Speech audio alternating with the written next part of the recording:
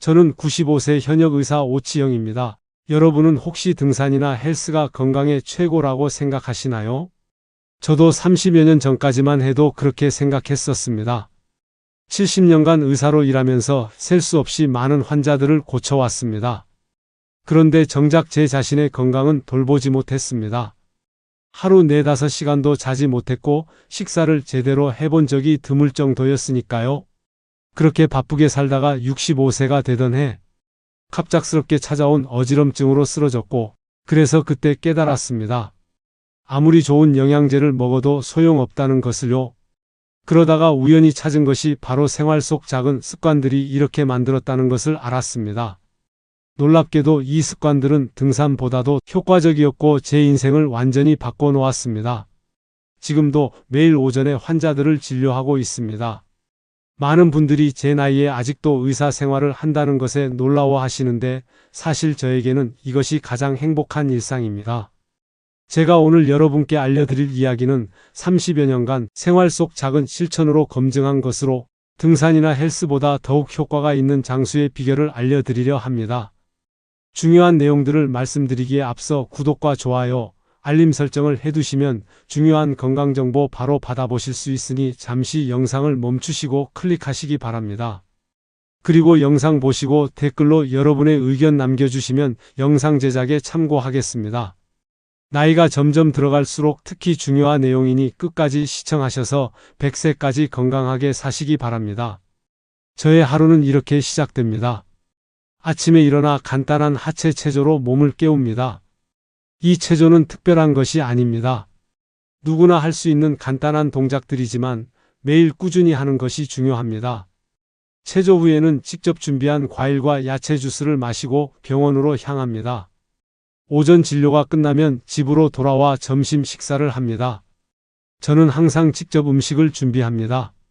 식재료를 씻고 다듬고 요리하는 과정은 저에게 일종의 명상과도 같습니다.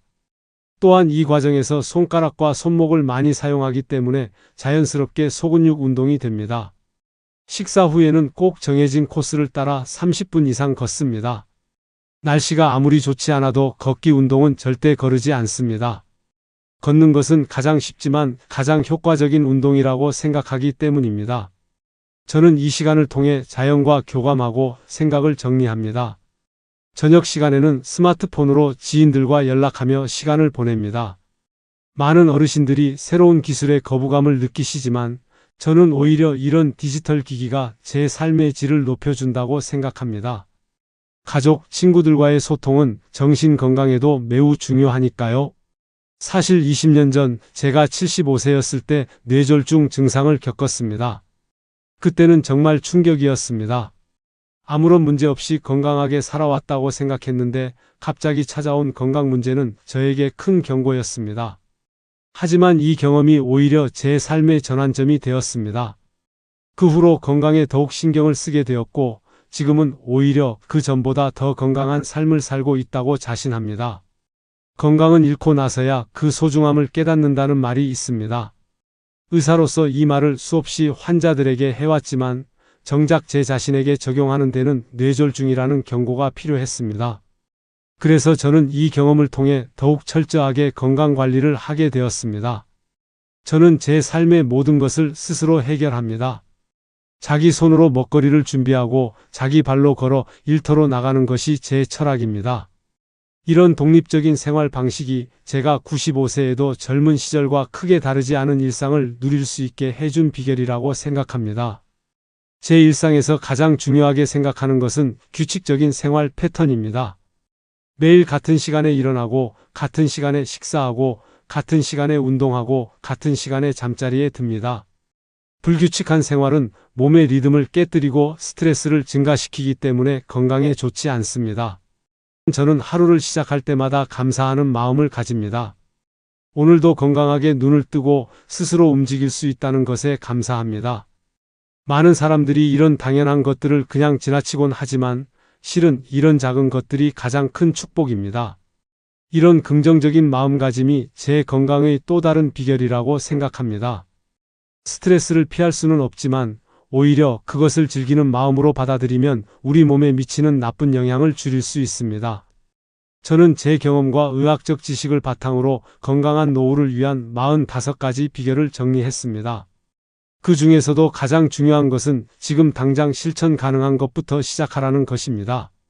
어렵고 큰 변화를 한꺼번에 시도하기보다는 작은 습관부터 하나씩 바꿔나가는 것이 더 효과적입니다. 많은 사람들이 건강해지기 위해 대단한 무언가를 해야 한다고 생각합니다. 비싼 건강식품이나 고가의 운동기구를 구입하거나 갑자기 강도 높은 운동을 시작하죠. 하지만 그런 것들은 오래 지속되기 어렵습니다. 가장 좋은 방법은 일상 속에서 쉽게 실천할 수 있는 작은 습관들을 꾸준히 이어가는 것으로 제가 알려드리는 건강법은 전부 간단하고 돈이 들지 않습니다. 따라서 그대로 따라하면 누구나 건강하게 장수할 수 있습니다. 꾸준한 실천으로 이 습관들을 자기 것으로 만든다면 여러분도 저처럼 90대에도 활기찬 삶을 살 수 있을 것입니다. 다음에는 노화와 건강관리의 경제적 가치에 대해 더 자세히 이야기해 보겠습니다. 좋은 건강 정보를 많이 넣어서 영상이 길 수 있습니다. ASMR처럼 주무시면서 들어보세요. 정보도 없고 잠도 잘 올 것입니다. 그럼 다시 이어서 말씀드리겠습니다. 건강은 단순한 신체적 상태가 아니라 우리의 삶의 질과 경제적 상황에도 큰 영향을 미치기 때문입니다. 70년간 의사로 일하면서 가장 안타까웠던 일 중 하나는 미리 건강을 관리했다면 충분히 예방할 수 있었을 질병으로 고통받는 환자들을 보는 것이었습니다. 더 안타까운 것은 이런 질병들이 결국 경제적으로도 큰 부담을 가져온다는 점입니다. 간단한 생활 습관 개선만으로도 치매 발생률을 절반으로 줄이고 뇌 노화를 75%까지 늦출 수 있다는 사실 알고 계셨나요? 이것이 단순한 건강의 문제가 아니라 경제적인 문제이기도 하다는 점을 강조하고 싶습니다.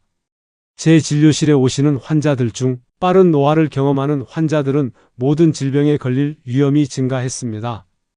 특히 나이가 들면서 팔과 다리는 가늘어지고 배가 나오는 현상이 나타납니다. 이런 체형 변화는 단순한 외모의 문제가 아닙니다. 이는 근육량이 감소하고 내장 지방이 증가했다는 신호로 이런 상태에서는 치매에 걸릴 확률이 4배나 증가하고 간병인이나 기저귀가 필요한 상황이 될 확률이 10배나 높아집니다. 강의할 때마다 늘 강조하는 것이 있습니다. 영양제에 돈을 쓰는 대신 운동에 투자하세요.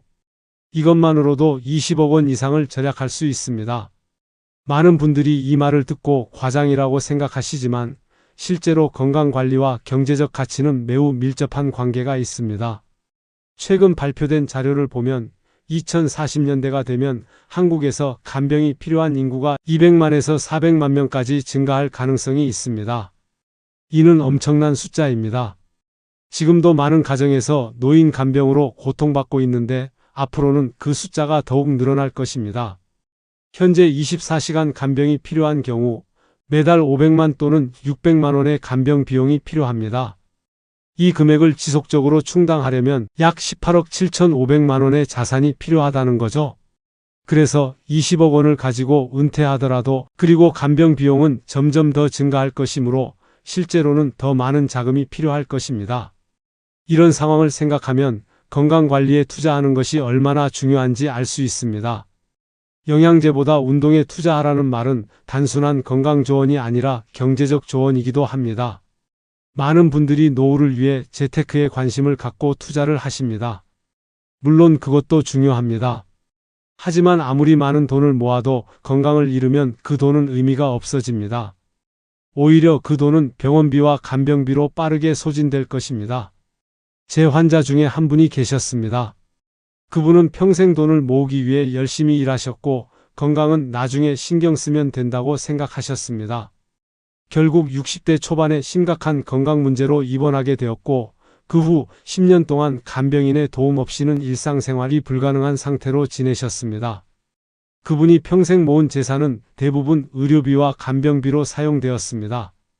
반면 또 다른 환자분은 젊었을 때부터 건강관리에 신경 쓰셨습니다. 규칙적인 운동과 건강한 식습관을 유지하셨고 지금 90대에도 독립적인 생활을 하고 계십니다. 그분은 경제적으로 크게 부유하지는 않지만 의료비와 간병비에 대한 부담이 없어 노후를 행복하게 보내고 계십니다. 이 두 사례를 통해 우리는 건강이 곧 경제적 자산이라는 것을 알 수 있습니다. 건강에 투자하는 것은 미래의 의료비와 간병비를 절약하는 것이며 이는 수십억 원의 가치가 있습니다. 그렇다면 어떻게 건강에 투자할 수 있을까요? 비싼 헬스장 회원권이나 고가의 건강식품을 구매하는 것이 답이 아닙니다. 가장 중요한 것은 일상 속에서 건강한 습관을 만드는 것입니다. 예를 들어 매일 30분 이상 걷는 것만으로도 심혈관 질환, 당뇨병, 고혈압 등의 위험을 크게 줄일 수 있습니다. 이것은 돈이 들지 않지만 건강에는 엄청난 가치가 있는 투자입니다. 또한 건강한 식습관을 유지하는 것도 매우 중요합니다. 가공식품이나 패스트푸드 대신 신선한 과일, 채소, 통곡물 위주의 식단을 유지하면 여러 만성질환을 예방할 수 있습니다. 처음에는 조금 번거롭게 느껴질 수 있지만 이건 역시 장기적으로 봤을 때 엄청난 경제적 가치가 있는 투자입니다. 그리고 정기적인 건강검진도 중요합니다. 많은 질병은 초기에 발견하면 치료가 쉽고 비용도 적게 듭니다. 하지만 방치하면 심각한 상태가 되어 치료가 어려워지고 비용도 크게 늘어납니다. 저의 경우 75세의 뇌졸중 증상을 겪었을 때 다행히 초기에 발견하여 적절한 치료를 받을 수 있었습니다. 만약 그때 증상을 무시하고 방치했다면 지금처럼 활동적인 삶을 살 수 없었을 것입니다. 그리고 치료 비용도 훨씬 더 많이 들었을 것입니다. 건강관리는 일종의 투자입니다. 젊을 때부터 건강에 투자하면 그 효과는 시간이 지날수록 더 커집니다. 마치 복리 효과처럼 건강한 습관들이 쌓이면서 노년기에 더 큰 차이를 만들어냅니다. 반대로 건강을 소홀히 하면 그 대가도 시간이 지날수록 커집니다. 젊을 때는 몸이 회복력이 좋아 건강을 해치는 습관들이 바로 문제가 되지 않을 수 있습니다. 하지만 나이가 들면서 그 영향이 누적되어 결국 심각한 건강 문제로 나타납니다. 직접 경험한 바로는 70세까지는 건강에 크게 신경 쓰지 않아도 괜찮다고 느끼는 분들이 많습니다.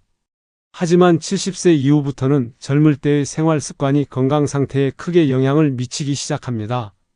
그때 와서 건강관리를 시작하면 이미 늦은 경우가 많습니다. 따라서 건강관리는 일찍 시작할수록 좋습니다. 20대, 30대부터 건강한 습관을 만들어 가는 것이 가장 좋지만 지금 당장 시작하는 것도 늦지 않았습니다. 중요한 것은 꾸준함입니다.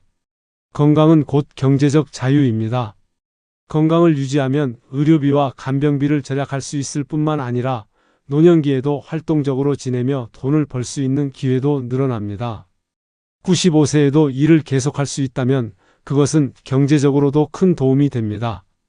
2040년대에는 노화로 인한 의료와 간병 부담이 국가적으로 감당하기 어려울 정도로 커질 전망입니다. 따라서 개인이 스스로 건강을 지키는 것이 더욱 중요해질 것입니다. 여러분, 이 같은 건강 정보를 친구와 지인분들께 공유해 주시기 바랍니다. 이번 장에서는 50대 이후 노화를 가속하는 나쁜 습관들에 대해 말씀드리겠습니다. 우리 몸의 노화 속도는 50대, 60대, 70대의 생활 습관에 의해 크게 결정됩니다. 노화는 자연스러운 현상이지만 일부 습관들은 이 과정을 불필요하게 가속화시킵니다. 70년간 내과 의사로 일하면서 경험한 내용을 바탕으로 50대 이후 특히 주의해야 할 노화 가속 습관들을 소개해 드리겠습니다. 첫 번째로 충분하지 않은 수면입니다. 50대 이후에는 수면의 질이 자연스럽게 저하되는 경향이 있습니다. 깊은 수면 시간이 줄어들고 밤중에 자주 깨거나 아침 일찍 일어나는 일이 많아집니다. 하지만 많은 분들이 나이 들면 잠이 줄어드는 것이 당연하다고 생각하고 이를 방치합니다. 실제로 나이가 들어도 7, 8시간이 수면은 여전히 필요합니다. 충분한 수면이 부족하면 뇌의 전두엽 기능이 저하되어 판단력과 기억력이 떨어지고 식욕 조절 능력도 감소합니다. 제 환자 중 한 분은 68세의 불면증을 그냥 노화의 일부라고 생각하고 방치했는데 결국 경도 인지장애로 진행되었습니다. 수면 패턴을 개선한 후에야 인지 기능이 다시 향상되기 시작했습니다. 50대 이후에 수면을 개선하려면 취침 시간과 기상 시간을 일정하게 유지하고 침실 온도를 시원하게 17, 8도 유지하며 취침 전 2시간 동안은 전자기기 사용을 줄이는 것이 좋습니다. 또한 낮잠을 잔다면 20-30분 이내로 오후 3시 이전에 마치는 것이 밤 수면에 방해가 되지 않습니다. 두 번째로 스트레스에 대한 부적절한 대처입니다. 50대 이후에는 은퇴, 자녀의 독립, 배우자나 친구의 건강 문제 등 많은 생활 변화로 인한 스트레스가 발생합니다. 이런 스트레스는 피할 수 없지만 그에 대처하는 방식이 중요합니다. 만성적인 스트레스는 해마기억을 담당하는 뇌 부위를 위축시키고 염증 수치를 높이며 면역 기능을 저하시킵니다. 75세의 뇌졸중 증상을 겪었을 때 제 스트레스 관리 방식을 완전히 바꿨습니다. 매일 아침 10분간의 명상, 자연 속에서의 걷기, 감사 일기 쓰기 등을 실천했고 그 결과 건강이 크게 개선되었습니다. 72세의 한 환자분은 배우자를 잃은 후 극심한 스트레스를 겪었고 그로 인해 면역력이 크게 저하되어 잦은 감염과 만성 피로를 경험했습니다. 그분에게 합창단 활동을 권했는데 이 사회적 활동과 음악 참여가 스트레스 완화에 큰 도움이 되었고 6개월 후 그분의 건강 상태가 놀라울 정도로 개선되었습니다.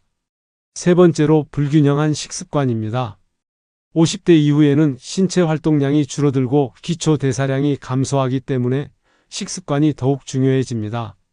하지만 많은 분들이 젊었을 때와 같은 양을 드시거나 반대로 영양 섭취가 부족해지는 경우가 많습니다.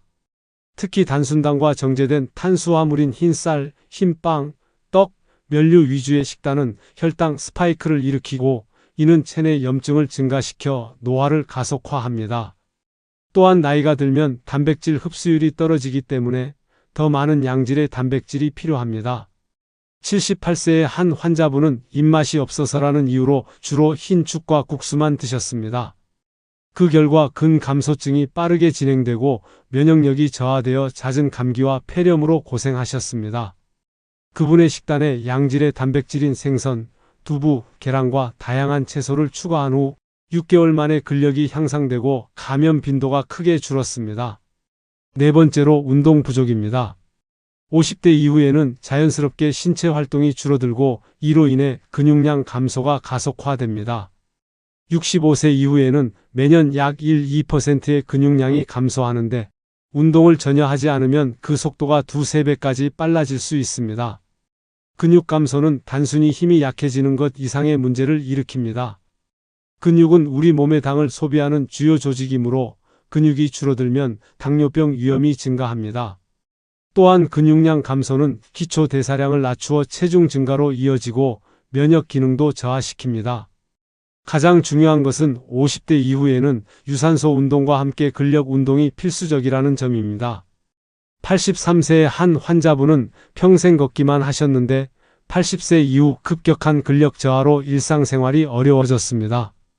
그때부터 일주일에 2번 간단한 덤벨 운동과 밴드 운동을 시작했고 6개월 만에 독립적인 생활 능력을 회복하셨습니다. 저는 50대부터 근력 운동을 시작했고 지금도 매주 3회 간단한 덤벨과 자신의 체중을 이용한 운동을 계속하고 있습니다. 이것이 95세인 지금까지 독립적인 생활을 유지할 수 있는 비결이라고 생각합니다. 다섯 번째로 수분 섭취 부족입니다. 나이가 들면 갈증을 느끼는 능력이 감소하고 이로 인해 충분한 물을 마시지 않게 됩니다. 50대 이후에는 피부의 수분 함량이 자연스럽게 감소하고 신장 기능도 저하되기 때문에 적절한 수분 섭취가 더욱 중요합니다. 수분이 부족하면 혈액이 농축되어 심혈관 질환 위험이 증가하고 인지 기능도 저하됩니다. 실제로 경미한 탈수 상태만으로도 기억력과 집중력이 현저히 감소한다는 연구 결과가 있습니다. 76세의 한 환자분은 화장실에 자주 가기 싫어서 물을 거의 마시지 않았습니다. 그 결과 만성 변비, 두통, 어지럼증으로 고생했고 피부도 매우 건조했습니다. 물 섭취량을 하루 1.5리터로 늘리고 섬유질 섭취를 증가시킨 후 증상이 크게 개선되고 인지 기능도 향상되었습니다. 나이가 들수록 물을 의식적으로 마셔야 합니다. 아침에 일어나자마자 식사 전 그리고 낮 동안 규칙적으로 물을 마시는 습관을 들이는 것이 좋습니다. 갈증을 느끼기 전에 미리 수분을 보충하는 것이 중요합니다. 여섯 번째로 사회적 고립입니다. 은퇴, 자녀의 독립, 배우자나 친구의 상실 등으로 인해 50대 이후에는 사회적 관계가 줄어들기 쉽습니다. 하지만 사회적 고립은 노년기 건강의 가장 큰 위협 중 하나입니다. 연구에 따르면 사회적으로 고립된 노인은 그렇지 않은 노인보다 치매 위험이 64% 더 높고 심혈관 질환 위험도 29%더 높다고 합니다. 또한 우울증 발생률도 크게 증가합니다. 68세에 은퇴한 한 교사 환자분은 사회적 접촉이 급격히 줄어들면서 우울감과 인지 기능 저하를 경험했습니다. 그분에게 지역 도서관에서 아이들에게 책을 읽어주는 봉사활동을 권했고, 이 활동이 그분의 정신적, 인지적 건강을 크게 개선했습니다. 매일 누군가와 의미 있는 대화를 나누는 것이 건강에 매우 중요합니다. 가족, 친구와의 정기적인 만남, 취미 모임, 종교 활동, 봉사활동 등 다양한 방법으로 사회적 관계를 유지할 수 있습니다. 직접 만남이 어렵다면 전화나 화상통화도 효과적인 대안이 됩니다. 7번째로 지적 자극의 부족입니다. 은퇴 후 지적 도전이 줄어들면 뇌의 인지 예비능이 감소하고 이는 치매 위험을 높입니다. 늙어서 새로운 것을 배워 뭐하나라는 생각은 뇌 건강에 매우 해롭습니다. 뇌도 근육처럼 사용하지 않으면 퇴화하는 특성이 있습니다. 새로운 것을 배우고 도전하는 과정은 뇌의 새로운 신경 연결을 형성하고 이는 노화로 인한 뇌 기능 저하를 상쇄하는 데 도움이 됩니다. 82세의 한 환자분은 이제 머리가 나빠져서 새로운 것을 배울 수 없다고 생각하셨습니다. 그분에게 디지털 기기 사용법을 배워보라고 권했고 처음에는 거부감을 보이셨지만 결국 도전하셨습니다. 1년 후 그분은 스마트폰과 태블릿을 능숙하게 사용할 뿐만 아니라 인지 기능 검사에서도 큰 향상을 보였습니다. 어떤 나이에도 새로운 취미, 언어, 기술을 배우는 것이 가능합니다. 독서, 퍼즐, 게임, 악기 연주, 그림 그리기, 외국어 학습 등 다양한 활동이 뇌에 자극을 줍니다. 매일 조금씩이라도 뇌에 새로운 도전을 주는 것이 중요합니다. 8번째로 목적의식의 상실입니다.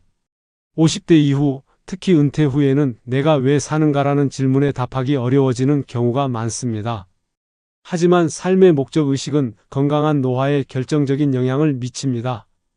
일본 오키나와의 장수 마을 연구에서는 삶의 목적이 있는 노인들이 그렇지 않은 노인들보다 평균 7년 더 오래 살았다는 결과가 나왔습니다.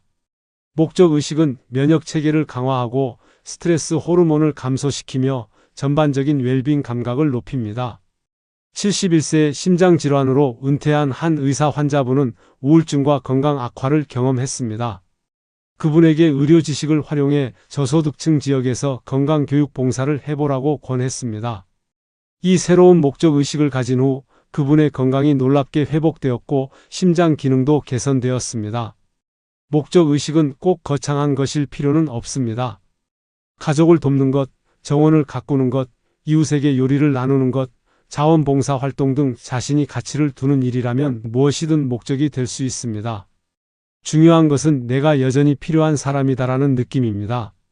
이렇게 노화를 가속하는 8가지 나쁜 습관들을 살펴보았습니다. 50대 이후에 이러한 습관들을 개선한다면 노화 속도를 늦추고 더 건강하고 활기찬 노후를 보낼 수 있습니다. 제가 75세에 뇌졸중 증상을 겪은 후 이러한 생활 습관을 철저히 개선했고 그 결과 지금 95세에도 현역 의사로 일할 수 있게 되었습니다. 여러분도 지금부터 건강한 습관을 만들어 간다면 나이가 들어도 독립적이고 활기찬 삶을 유지할 수 있을 것입니다. 많은 분들이 건강해지기 위해서는 특별한 무언가가 필요하다고 생각하십니다. 비싼 건강기능식품, 고가의 운동기구, 최신 의료기술 등을 찾으시는 경우가 많죠. 하지만 70년간 의사로 일하면서 깨달은 것은 건강의 비결은 대부분 매우 간단하고 돈이 거의 들지 않는다는 것입니다. 이번에는 제가 정리한 45가지 건강 비결 중에서 가장 핵심적인 것들을 말씀드리겠습니다. 첫 번째 비결은 아침에 일어나 하체 체조를 하는 것입니다. 잠에서 깨어난 후 바로 침대에서 일어나지 마시고 누운 상태에서 간단한 하체 운동을 해보세요. 다리를 위아래로 움직이고 무릎을 구부렸다 폈다 하는 동작을 10회 정도 반복합니다. 이것은 하체 혈액순환을 돕고 하루를 활기차게 시작하는 데 도움이 됩니다. 75세의 뇌졸중 증상을 겪은 후 이 하체 체조의 중요성을 더욱 깨닫게 되었습니다. 특히 노년기에는 하체 근력이 약해지면서 전반적인 신체 기능이 저하되는 경우가 많습니다. 하지만 이렇게 간단한 체조만으로도 하체 근력을 유지하는 데 큰 도움이 됩니다. 두 번째 비결은 과일과 야채로 만든 주스 마시기입니다. 매일 아침 신선한 과일과 야채를 믹서기에 넣고 주스를 만들어 마십니다. 특히 저는 사과, 당근, 시금치, 블루베리 등을 즐겨 사용합니다. 이 주스 한 잔은 비타민, 미네랄, 항산화물질을 풍부하게 공급해 주어 면역력 강화와 노화 방지에 큰 도움이 됩니다. 많은 분들이 아침 식사를 거르거나 빵, 시리얼 같은 간편식으로 대체하는데 이런 식습관은 혈당을 급격히 올려 오히려 오전 중에 피로감을 느끼게 만듭니다. 반면 신선한 과일과 야채 주스는 자연적인 에너지를 공급하고 소화에 부담을 주지 않으면서도 필수 영양소를 효과적으로 섭취할 수 있게 해줍니다. 세 번째 비결은 매일 15분 이상 햇빛을 쬐는 것입니다. 햇빛은 우리 몸에서 비타민 D를 합성하는 데 필수적입니다. 비타민 D는 뼈 건강뿐만 아니라 면역 기능, 심혈관 건강, 뇌 건강에도 중요한 역할을 합니다. 현대인들은 실내에서 대부분의 시간을 보내기 때문에 비타민 D 부족이 흔합니다. 특히 노년층에서는 이 문제가 더 심각합니다. 저는 날씨가 허락하는 한 매일 오전에 15에서 20분 정도 베란다나 정원에서 햇빛을 쬐고 있습니다. 이때 직접적으로 피부에 햇빛이 닿을 수 있도록 소매를 걷거나 모자를 벗어 얼굴에 햇빛을 받습니다. 단, 피부암 위험 때문에 너무 강한 햇빛에 오래 노출되는 것은 피해야 합니다. 오전 10시 이전이나 오후 4시 이후에 온화한 햇빛이 좋고 너무 오래 있지 않도록 주의하세요. 네 번째 비결은 매일 30분 이상 걷기입니다. 걷기는 가장 자연스럽고 안전한 운동입니다. 특별한 장비나 기술이 필요 없고 관절에 무리를 주지 않으면서도 심혈관 건강을 크게 개선할 수 있습니다. 저는 매일 점심 식사 후 30분에서 1시간 정도 걷습니다. 같은 코스를 반복하기보다는 다양한 경로를 선택해 뇌에도 새로운 자극을 주려고 노력합니다. 걸을 때는 자세를 바르게 하고 팔을 적극적으로 움직이며 발바닥 전체로 지면을 밀어내듯 걷는 것이 좋습니다. 비가 오거나 날씨가 좋지 않은 날에도 실내에서라도 걷기 운동을 합니다. 아파트 복도나 실내 쇼핑몰을 이용하기도 하고 정말 나쁜 날씨에는 집 안에서 제자리 걸음을 하기도 합니다. 중요한 것은 어떤 상황에서도 매일 걷는 습관을 유지하는 것입니다. 다섯 번째 비결은 과자 대신 견과류 먹기입니다. 많은 분들이 오후나 저녁에 간식으로 과자, 쿠키, 아이스크림 같은 단 음식을 드십니다. 이런 음식들은 혈당을 급격히 올리고 내리게 하여 에너지 수준을 불안정하게 만들고 장기적으로는 당뇨병, 비만, 심혈관 질환의 위험을 높입니다. 대신 저는 호두, 아몬드, 해바라기 씨 같은 견과류를 간식으로 즐깁니다. 견과류는 건강한 지방, 단백질, 섬유질이 풍부해 포만감을 주고 뇌 건강에도 좋습니다. 특히 호두는 모양이 뇌와 비슷한데 실제로도 뇌 건강에 좋은 오메가3 지방산이 풍부합니다. 한 가지 주의할 점은 견과류도 칼로리가 높기 때문에 한 번에 한 줌 약 30g 정도만 드시는 것이 좋습니다. 또한 소금이나 설탕이 첨가된 제품보다는 자연 그대로의 생견과류나 가볍게 로스팅된 것을 선택하세요. 여섯 번째 비결은 발효식품 챙겨 먹기입니다. 한국 전통 발효식품인 김치, 된장, 간장, 고추장은 세계적으로도 건강식품으로 인정받고 있습니다. 이러한 발효식품은 장내 미생물 환경을 개선하여 면역력을 높이고 염증을 줄이며 심지어 뇌 건강에도 긍정적인 영향을 미칩니다. 저는 매일 김치를 먹고 된장국을 자주 끓여 먹습니다.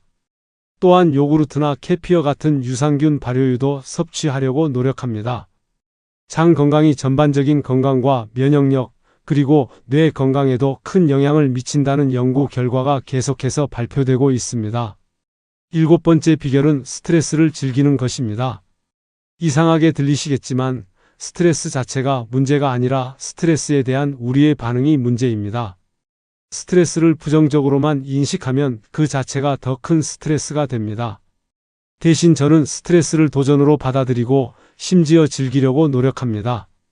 어려운 환자 케이스나 복잡한 의학 문제를 해결해야 할 때 그것을 짐이 아닌 흥미로운 퍼즐로 바라봅니다. 이런 마음가짐은 코르티솔 같은 스트레스 호르몬의 부정적 영향을 줄이는 데 도움이 됩니다. 여덟 번째 비결은 충분한 수면 취하기입니다. 나이가 들면 수면의 질이 저하되고 수면 시간이 줄어드는 경향이 있지만 그렇다고 수면이 덜 중요해지는 것은 아닙니다. 오히려 노년기에는 양질의 수면이 더욱 중요합니다. 저는 매일 밤 9시에서 10시 사이에 잠자리에 들어 7시간 정도 수면을 취하려고 노력합니다. 잠들기 전 2시간 동안은 스마트폰이나 컴퓨터 사용을 자제하고 가벼운 스트레칭이나 명상을 합니다. 또한 침실은 시원하고 어둡게 유지하며 카페인이나 알코올 같은 수면을 방해하는 물질을 저녁에는 피합니다. 9번째 비결은 웃음을 잃지 않는 것입니다. 웃음은 최고의 약입니다. 웃음은 스트레스 호르몬을 감소시키고 면역 세포의 활동을 증가시키며 진통 효과가 있는 엔도르핀을 분비합니다. 또한 웃음은 사회적 유대감을 강화하고 우울증 예방에도 도움이 됩니다. 저는 매일 웃으려고 의식적으로 노력합니다. 재미있는 책이나 영화를 즐기고 유머 감각이 있는 사람들과 교류하며 자신의 실수나 약점도 웃음으로 받아들이려고 합니다. 특히 환자들과의 대화에서도 적절한 유머를 사용하여 그들의 긴장을 풀어주고 치료 효과를 높이는데 이것이 의사로서 제 성공 비결 중 하나라고 생각합니다. 마지막으로 10번째 비결은 감사하는 마음 가지기입니다. 매일 아침 눈을 떴을 때 그리고 밤에 잠자리에 들기 전 감사한 일들을 떠올립니다. 건강하게 하루를 시작할 수 있음에, 맛있는 음식을 먹을 수 있음에, 사랑하는 사람들과 연락할 수 있음에 감사합니다. 이러한 감사의 습관은 우리의 관점을 긍정적으로 바꾸고 작은 것들에서도 기쁨을 찾을 수 있게 해줍니다. 연구에 따르면 감사하는 마음을 가진 사람들은 스트레스에 더 잘 대처하고 더 나은 수면을 취하며 심지어 심혈관 건강도 더 좋다고 합니다. 지금까지 제가 실천하고 있는 10가지 건강 비결을 소개해 드렸습니다. 이 방법들이 특별하게 들리지 않을 수도 있습니다. 그러나 그것이 바로 요점입니다. 건강의 비결은 거창하거나 비싼 것이 아니라 일상 속에서 꾸준히 실천할 수 있는 간단한 습관들입니다. 꼭 기억하세요. 지속성이 핵심입니다. 이러한 건강 습관들을 하루아침에 모두 바꾸려고 하지 마시고 한 번에 한 가지씩 작은 것부터 시작하여 그것이 자연스러운 습관이 되도록 하는 것이 중요합니다. 이번에는 노화를 늦추는 가장 중요한 방법인 운동에 대해 알려드리겠습니다. 이어가기에 앞서 잠시 화면을 멈추시고 구독, 좋아요, 알람 설정을 클릭해 주시면 행복해지실 겁니다. 자, 이제 운동의 생활화에 대해 더 자세히 알려드리겠습니다.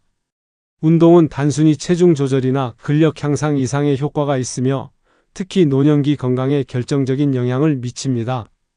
50대 이후 운동에 투자하는 시간과 노력은 10배, 100배, 심지어 1000배의 가치를 가집니다. 이것은 과장이 아닙니다. 70년간 내과 의사로 일하면서 수만 명의 환자를 진료했고 그 결과 확신할 수 있는 것은 규칙적인 운동이 노년기 건강의 가장 중요한 결정 요소라는 점입니다.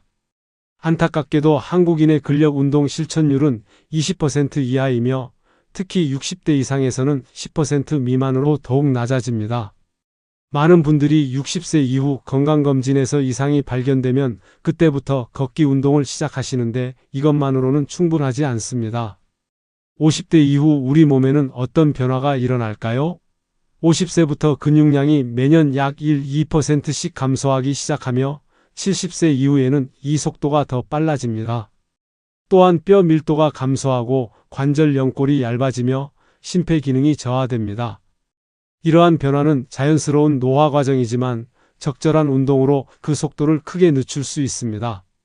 근육은 단순히 몸을 움직이는 데 필요한 것이 아닙니다. 근육은 우리 몸의 대사 엔진으로 혈당을 조절하고 에너지를 소비하며 면역 기능을 지원합니다. 근육량이 감소하면 기초 대사량이 줄어 체중 증가가 쉬워지고 인슐린 저항성이 높아져 당뇨병 위험이 증가하며 면역력도 저하됩니다. 실제로 제 환자 중 한 분은 78세 남성으로 평생 사무직에 종사하며 운동을 거의 하지 않았습니다. 그 결과 심각한 근감소증과 골다공증이 발생했고 가벼운 넘어짐으로도 고관절 골절을 경험했습니다. 6개월간의 입원과 재활 후에도 완전한 회복이 어려웠고 독립적인 생활 능력을 크게 상실했습니다. 반면 또 다른 82세 환자분은 60대부터 꾸준히 근력 운동을 해오셨습니다. 이분은 비슷한 넘어짐 사고를 당했지만 강한 근육과 뼈 덕분에 골절 없이 회복되었고 일상생활로 빠르게 복귀할 수 있었습니다. 이처럼 50대 이후의 운동은 단순한 건강관리가 아니라 미래의 독립성과 삶의 질을 결정짓는 중요한 투자입니다. 그렇다면 50대, 60대 이후에는 어떤 운동을 해야 할까요? 가장 중요한 것은 균형 잡힌 운동 프로그램입니다. 여기에는 4가지 핵심 요소가 포함됩니다. 첫째, 유산소 운동입니다. 걷기, 수영, 자전거 타기와 같은 유산소 운동은 심혈관 건강을 개선하고 뇌 건강을 촉진하며 만성 염증을 감소시킵니다. 50대, 60대 이후에는 주 5회 하루 30분 이상의 중강도 유산소 운동이 권장됩니다. 제 경우 75세의 뇌졸중 증상을 겪은 후 매일 걷기를 더욱 철저히 실천했습니다. 처음에는 15분씩 하루 2번 걷기 시작했고 점차 시간을 늘려 현재는 매일 아침 30분, 저녁 30분씩 걷고 있습니다. 특히 자연 속에서 걷는 것이 정신 건강에도 매우 좋습니다. 72세의 한 환자분은 고혈압과 당뇨병으로 여러 약을 복용 중이었습니다. 그분에게 매일 30분씩 걷기를 권했고 3개월 후 혈압과 혈당이 크게 개선되어 약 용량을 줄일 수 있었습니다. 6개월 후에는 체중이 5kg 감소했고 1년 후에는 콜레스테롤 수치도 정상 범위로 돌아왔습니다. 유산소 운동을 할 때는 대화 테스트를 활용하면 좋습니다. 운동 중 대화가 가능하지만 노래는 부르기 어려운 정도의 강도가 적절합니다. 너무 격렬한 운동은 오히려 부상 위험을 높이므로 주의해야 합니다. 둘째, 근력 운동입니다. 50대 이후에는 근력 운동이 특히 중요해집니다. 근력 운동은 근육량 감소를 늦추고 기초 대사량을 높이며 인슐린 감수성을 개선합니다. 또한 뼈 밀도를 유지하는 데도 도움이 됩니다. 미국 스포츠의학회에서는 50대 이후 최소 주 2회의 근력 운동을 권장합니다. 모든 주요 근육인 다리, 엉덩이, 등, 가슴, 복부, 어깨, 팔을 골고루 운동하는 것이 중요합니다. 각 운동은 10에서 15회 반복을 1, 2세트 실시하며 점진적으로 강도를 높여가는 것이 좋습니다. 제가 추천하는 50대, 60대 이후 근력 운동으로는 스쿼트, 의자에서 일어나기, 벽 팔굽혀펴기, 가벼운 덤벨 들기, 탄력밴드 운동 등이 있습니다. 이러한 운동은 집에서도 쉽게 할 수 있고 특별한 장비 없이도 효과적입니다. 저는 55세부터 근력 운동을 본격적으로 시작했습니다. 처음에는 가벼운 덤벨로 시작해서 점차 강도를 높여갔고 지금도 주 3회 근력 운동을 계속하고 있습니다. 특히 하체 운동에 중점을 두는데 이는 독립적인 일상생활을 유지하는 데 가장 중요한 부분이기 때문입니다. 68세의 한 여성 환자분은 골다공증 진단을 받았습니다. 그분에게 가벼운 덤벨과 탄력밴드를 이용한 근력 운동을 권했고 1년 후 뼈 밀도 검사에서 더 이상의 감소가 없었으며 2년 후에는 오히려 소폭 증가하는 놀라운 결과를 보였습니다. 근력 운동을 시작할 때는 전문가의 지도를 받는 것이 좋습니다. 잘못된 자세로 운동하면 오히려 부상 위험이 높아질 수 있기 때문입니다. 또한 통증이 느껴지면 즉시 운동을 중단하고 필요하다면 의사와 상담해야 합니다. 셋째, 유연성 운동입니다. 나이가 들면 관절의 유연성이 자연스럽게 감소합니다. 이는 일상 동작의 제한과 부상 위험 증가로 이어질 수 있습니다. 스트레칭, 요가, 태극권과 같은 유연성 운동은 관절 가동 범위를 유지하고 균형 감각을 향상시키며 근육통을 줄이는 데 도움이 됩니다. 유연성 운동은 매일 10에서 15분씩 실천하는 것이 좋습니다. 특히 아침에 일어나서 간단한 스트레칭으로 하루를 시작하면 관절이 뻣뻣해지는 것을 예방하고 혈액순환을 촉진할 수 있습니다. 제가 매일 실천하는 간단한 스트레칭 루틴은 다음과 같습니다. 목 회전, 어깨 돌리기, 팔 뻗기, 몸통 비틀기, 엉덩이 관절 스트레칭, 종아리 스트레칭. 각 동작을 천천히 15에서 20초씩 유지하며 호흡을 깊게 하는 것이 중요합니다.